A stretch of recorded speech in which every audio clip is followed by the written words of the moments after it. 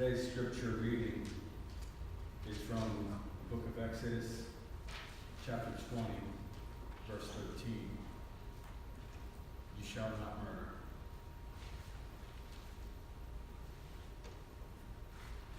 Thank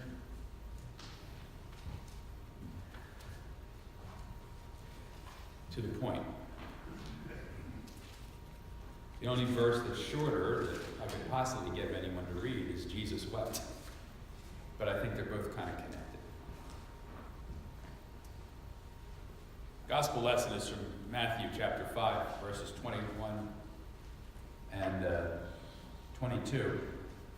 And it's from the Sermon on the Mount. This is Jesus' commentary on that commandment. You've heard that it was said to those of ancient times, you shall not murder. And whoever murders shall be liable to judgment. But I say to you, that if you are angry with a brother or sister, you'll be liable to judgment. And if you insult a brother or sister, you'll be liable to the council. And if you say, you fool, you will be liable to the hell of fire. Let's pray. Gracious God, come into our hearts, our minds, and our lives, not only in truth, but in power, that your word may transform us according to your will and by your love. Amen.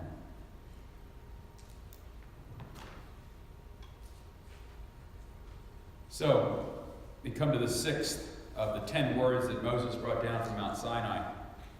You shall not murder. Now, of all the commandments, it would seem that this would be the easiest one to keep. I mean, compare it to the others, right? It's relatively easy to put some idol above God every once in a while in our lives, isn't it? Or to take the Lord's name in vain, or every once in a while say a bad thing about our parents, growing up or whatever, or tell little lies, or covet our neighbor's spouse or possessions. I'm sure that everybody in here this morning has broken at least one of those, right? Right? No, Grace wouldn't, but statistically, you would see this would be the easiest commandment to keep, but not according to a certain traveling first century rabbi, a fellow by the name of Jesus. In fact, if you listen to Jesus, the commandment not to murder may be broken more than any commandment on the list. But everyone please remain calm, okay? Don't want anybody running out of here saying, murder's that common? Before you jump in your pew and run home to lock yourself in the basement, because the preacher said that Jesus said there were more murderers in our midst as we previously thought. My grandma would say, hold your horses. That was her expression. Just hold your horses. So let's explain that. In this collection of teachings, known as the Sermon on the Mount, Jesus commented on the many laws of the Torah, and he gave each of them a deeper and more expansive meaning. And one of the laws he addressed was this one that forbade murder. Now here Jesus went beyond the actual physical act of murder itself, exploring that which motivates one person to kill another. And he located that source in the swirling cloud of our emotions, and principally our anger. Listen again to the words from Matthew. You've heard that it was said to those of ancient times, you shall not murder, and whoever murders shall be liable to judgment. But I say to you, if you are angry with a brother or a sister, you will be liable to judgment. And if you insult the brother or sister, you're liable to the council. That means the divine heavenly council. And if you say, you fool, you will be liable to the hell of fire. We've never called anybody a fool, have we? Or insulted anyone?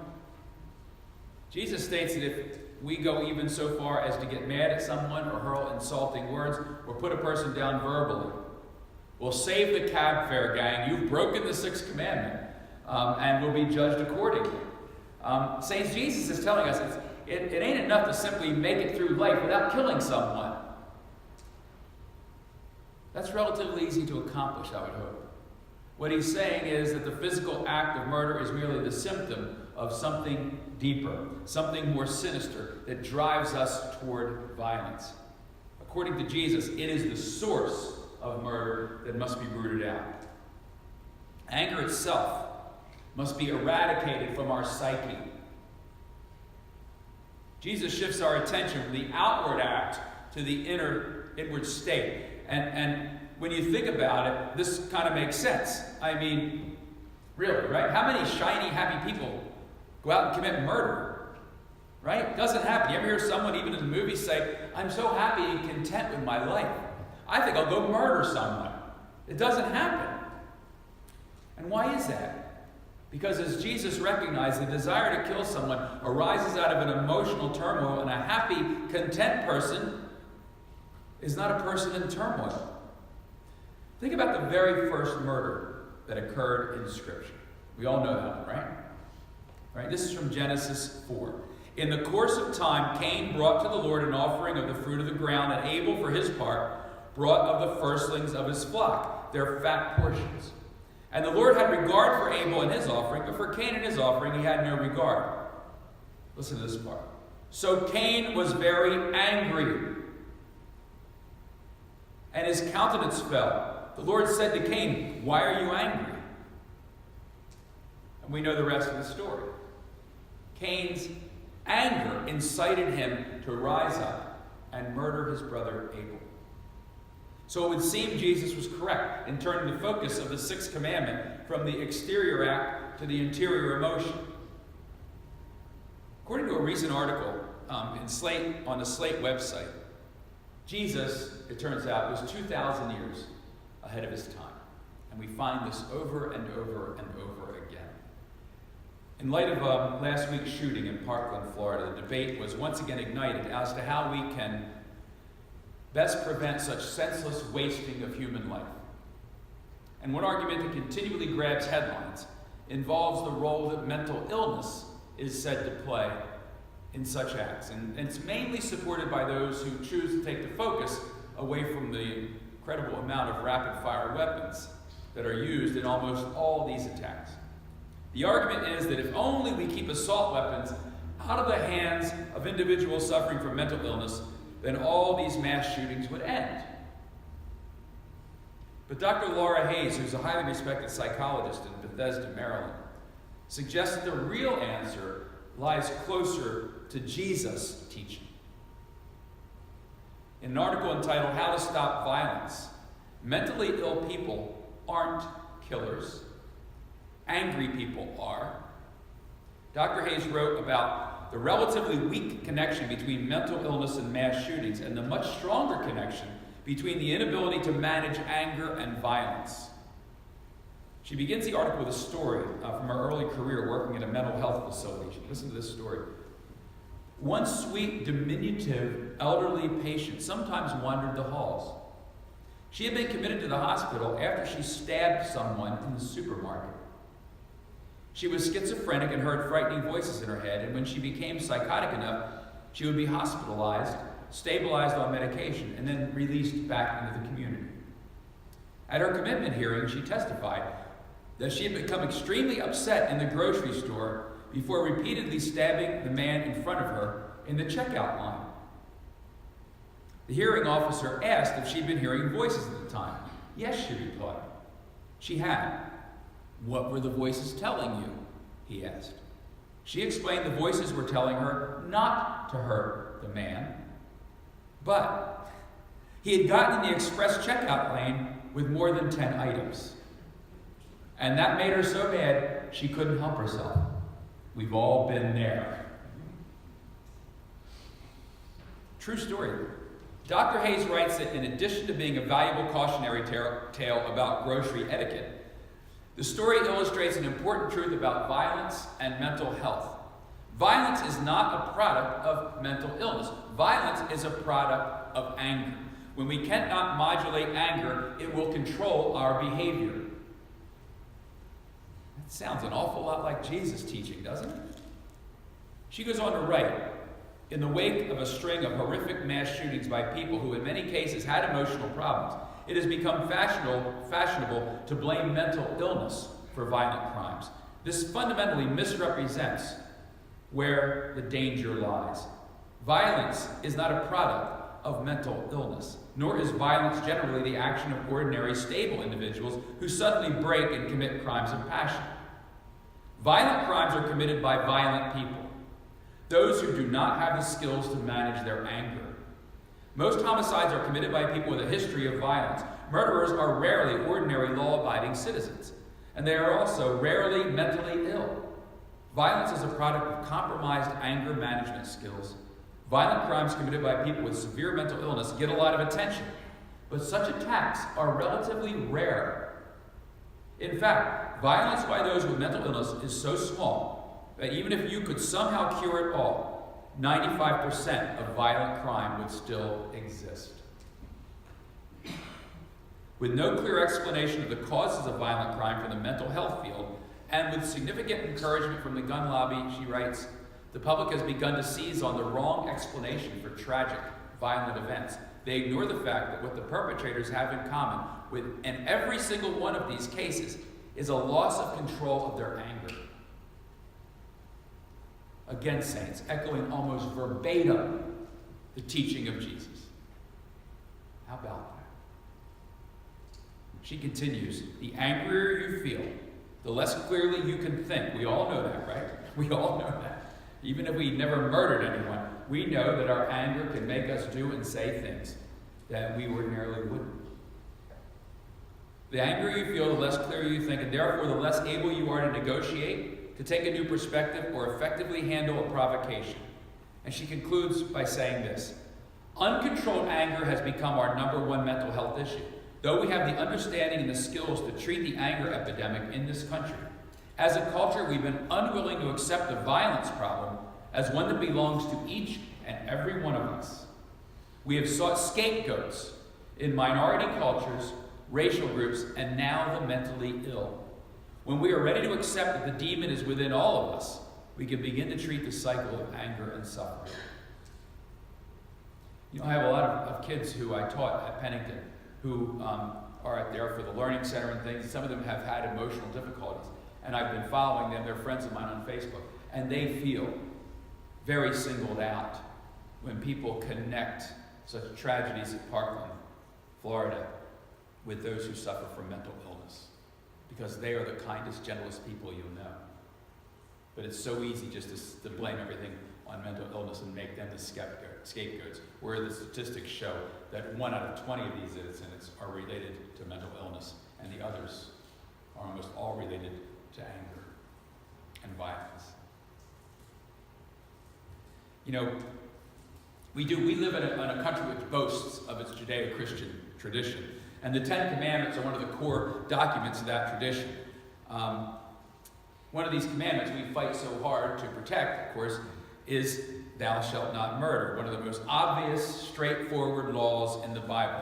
So wouldn't it be logical to assume that a nation that's claiming a Judeo-Christian tradition and which holds these 10 commandments up and will fight to keep them from being removed in front of the courthouse, that we would have one of the lowest murder rates in the world? And you know that's not the case. According to a February 1st, 2016 article I found in the American Journal of Medicine, Americans are 10 times more likely to be killed by guns than people in other developed countries. And compared to 22 other high-income nations, the United States gun-related murder rate is 25 times higher. Does that mean, if you follow the old logic, that we are 25 times more mentally ill than other nations?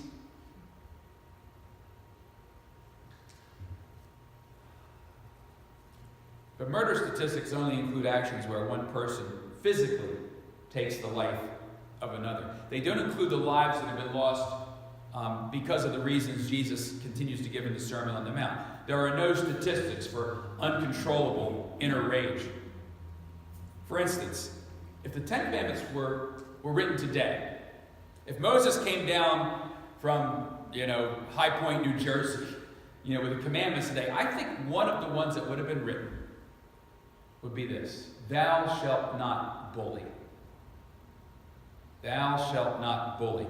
Bullying is a personification, you see, of how anger and insults and verbal put-downs are in the same league as actually murdering someone. Just as no cheerful, content person commits murder, no happy, self-confident person ever bullies another person. I'd wager there's not a person here this morning who has not experienced bullying in some form, whether you were the victim of bullying, or you witnessed someone being bullied, or maybe even you yourself at one time was a bully. Bullying occurs in all stages of life, in school, on sports teams, in clubs, in our relationships, on the job. I've even seen it occurring in nursing homes. We can never get away from it. And the type of bullying that's been drawing a lot of attention lately, and you parents know, right, is on internet sites such as Facebook and Instagram and Twitter, and has been called cyberbullying. There have been numerous recent examples of how cyberbullying can be just as dangerous as taking a shot at someone. One close to home, you may recall, occurred at Rutgers. It was 7 years ago when an 18-year-old freshman, you may remember this, Tyler Clementi, took his own life by jumping off the George Washington Bridge. Do you remember that? No one physically pushed him off the bridge, but his life was taken from him just as surely as they had. Tyler was in a relationship. He was a young kid. He was in a relationship with another male student, and his roommate captured his private encounter on a webcam and video and streamed it online. And one day later, Tyler jumped from the bridge. The same month he died, 4 other American teenagers were reported to have committed suicide after being taunted about their sexual orientation. Cyberbullying is not focused, by the way, solely on the gay community. Everyone is a potential victim, and it can take many forms. Sending mean messages or threats to a person's email account or cell phone, spreading rumors online or through text, posting hurtful or threatening messages on social networking sites or web pages, or taking unflattering or sexually suggestive pictures or videos of a person and spreading them through cell phones or the internet. It's going on all the time, gang. It is epidemic. 2,000 years ago, Jesus taught us that denigrating another person is the equivalent of murder. He says, if you insult a brother or sister, you'll be liable to the council. And if you say, you fool, you shall be liable to the hell of fire. Today, bullying in its many forms has done nothing but prove Jesus right once again. But what else can we expect, in the culture that we ourselves have created? We live in a nation where we are bombarded with violence and killing. And is it any wonder that so many have just devalued human life or lost respect for other human beings? Other human beings, by the way, who were made in God's image. Today, human life is regarded as expendable. From everybody from terrorists to meth dealers, from tobacco executives to gun manufacturers to paid-off politicians to bullies in school. But what can we do about it? Well, what we need to do about it is just as we did with the other commandments. We need to turn this commandment over on its head. Right? 8 of the 10 commandments are negatively formulated, meaning that they tell us what we shouldn't do. Don't do this, don't do that, don't do this. But if it's a healthy community we're seeking, it's not enough to simply avoid committing sin, avoid committing crimes. Each one of these negative commands has this flip side, which is positive. And it's in the living out of that flip side that we overcome the damage caused when we break the commandment. The flip side of idol worship is keeping God first in our lives. The flip side of misusing God's name is praising God's name. The flip side to adultery is remaining faithful. The flip side to stealing is giving. The flip side to lying is telling the truth.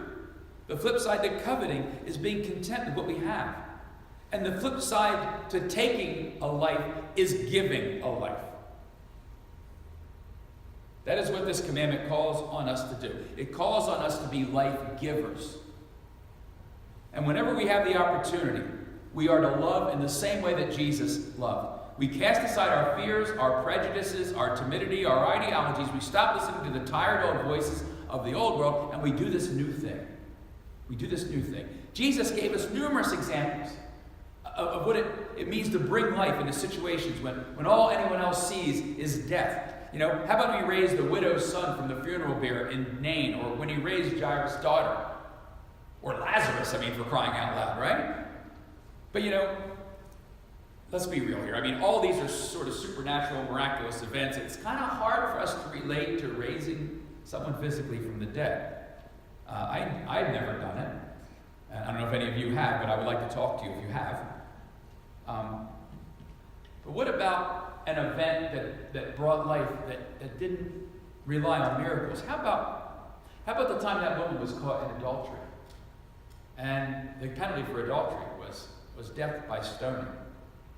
And Jesus was there when they were about to stone her. And he sat there drawing in the dirt with his fingers.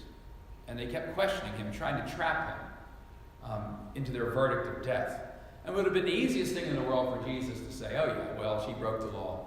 Kill her. But this is the one sent from God to bring life. And so he stood up. He looked him in the eye. And you know what he said? He said, let him who is without sin cast the first stone. And one by one, the rocks dropped from their hands, and they all walked away, leaving the woman who'd been condemned to death very much alive. Everywhere Jesus went, you see, he flipped the sixth commandment over on its head. Not only did he not kill, but he gave life. And saints, we are called on to be those very life givers. I want to close with a story. It took place in 1996.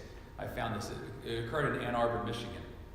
On June 22nd of that year, an 18-year-old named Keshia Thomas, who was an African-American woman, 18 years old, arrived at City Hall to join a crowd of 300 people who were protesting a rally of the Ku Klux Klan taking place that day. And one of them, in the crowd marching with her against the Klan, spotted a man in the crowd with an SS tattoo and wearing a Confederate flag shirt. And suddenly a group of the protesters, including Thomas, began chasing the man down the street. And in the blink of an eye, the protesters went from a peaceful gathering to a rabid mob, their anger rising in them, and they hitting the man with sticks and kicking him to the ground. And Thomas, seeing the man being beaten mercilessly, stepped away from the angry crowd and threw herself on the man to shield him from the violence. Why in the world would a person of color risk her life to save the life of a man sporting a Nazi tattoo and a shirt symbolizing centuries of enslavement of her own people, and who belonged to a racist institution with an infamous history of beatings and burnings and lynchings and out-and-out cold-blooded murder? Why would she do that? Keshia put it this way. She said, he's still somebody's child. Despite her obvious heroism, she demonstrated a humility, you see, that testified her faith. She said, this will all be over in a New York minute. People don't have to remember my name. I just want them to remember that I did the right thing. You know, like Jesus 2,000 years before, it would have been easy for Keshia Thomas to take the side of the angry mob or even to stand by while the man was beaten to a pulp, maybe even killed. But she didn't. Instead, she flipped the sixth commandment over on its head, and she brought life. And listen to this. We bless her, said Jeffrey Berry, a Newville, Indiana tow truck operator. If you get a hold of her, tell her that Jeff Berry thanks her. By the way, Berry also happened to be the National Imperial Wizard of the KKK. If your enemy's hungry, give them bread. When Moses read the sixth word of the tablets of Mount Sinai, you see, it meant so much more than we shouldn't physically murder another person. It meant that every time we put another person down, we take life. That whenever, as in the case of Parkland, Florida, we support policies that time and again lead to the death of innocent children and teachers, when we do that, we take life. Whenever we forsake the example of Jesus and take sides with the angry mob to denigrate and stereotype and dehumanize other children of God because they're different than the makeup of the angry crowd, we take life. Saints, there have been far too many Parkland Floridas. There have been far too many Tyler Clementis. If, in our ever more polarized culture, we through our prejudice and self-righteousness, prevent another human being from living the life that God has given them, have we not, in effect, taken that life just as surely as if we ourselves had burst into that school or pushed them off the bridge? But on the other hand, When we possess the faith to turn the sixth commandment over on its head and step away from the mob and dare to take a stand for justice with compassion, like the Geshaya Thomases of this world, then we ourselves become givers of life. And as the body of Christ in Edison, we are called to do no less. As Jesus taught, I have come that you may have life and have it more abundantly. That could easily be the definition of love itself, giving the gift of life to another human being. And ultimately, that is what it means to obey the sixth commandment.